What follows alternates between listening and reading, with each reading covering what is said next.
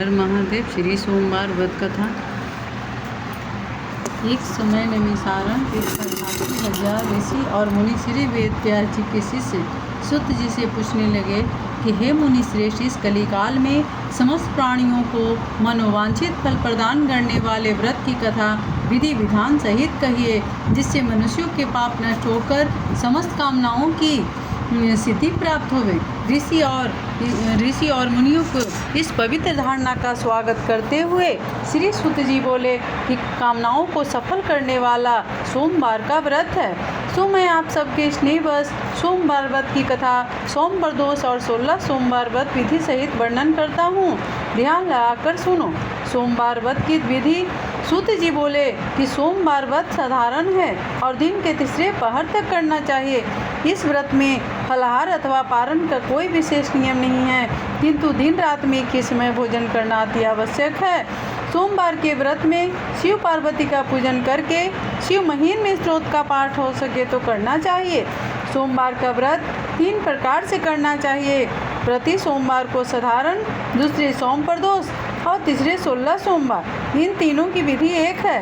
पहले शिव पार्वती का पूजन करना चाहिए, फिर कथा श्रवण करनी चाहिए। इन तीनों की कथा अलग अलग है, जो आगे कहते हैं।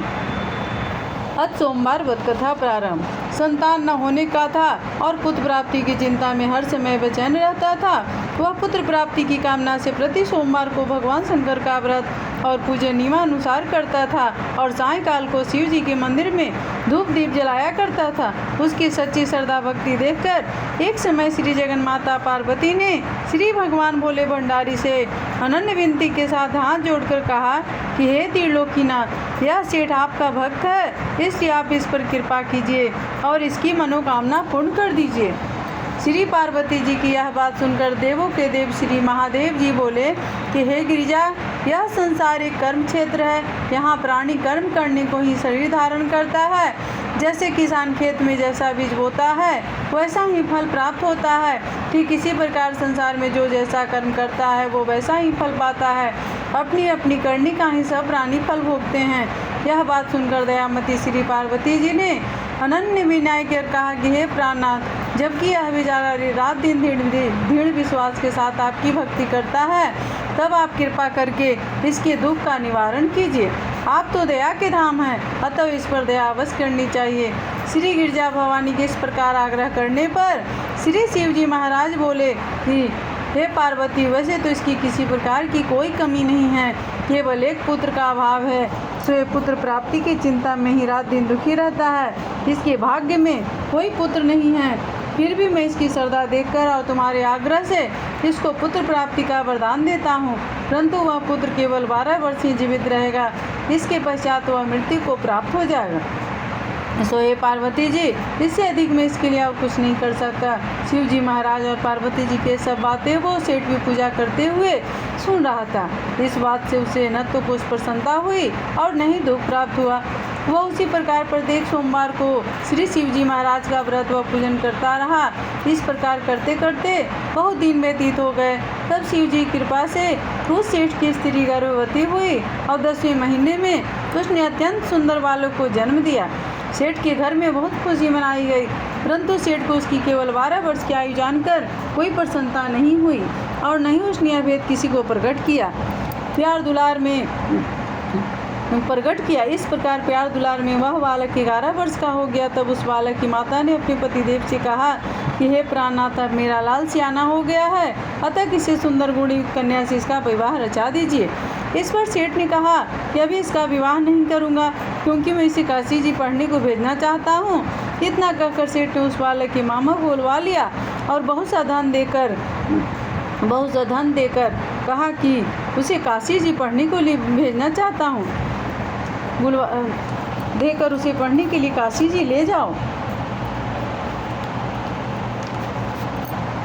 मार्ग में जहाँ भी ठहरो वहाँ यज्ञ व दान दिल खोलकर करते जाना तथा भूखों को भोजन बस देते हुए चले जाना। इस प्रकार समझा बुझाकर सेठ ने दोनों को भेज दिया। वे दोनों मामा भांजे यज्ञ रचाते और भूखों को वस्त्र और भोजन तथा ब्राह्मणों को दान देते हुए चले जा रहे थे।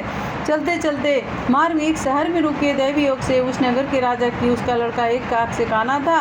राजा को इस बात की बड़ी चिंता थी कि काने वर को देखकर कन्या के माता पिता विवाह से इनकार न कर दे।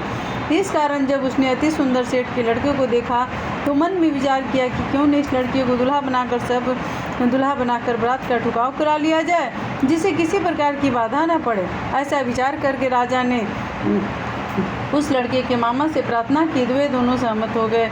तुरंत उस सेठ के पुत्र को स्नान आदि कराकर तेल कुलेल मलकर उसे वर के वस्त्र आभूषण पहना दिए।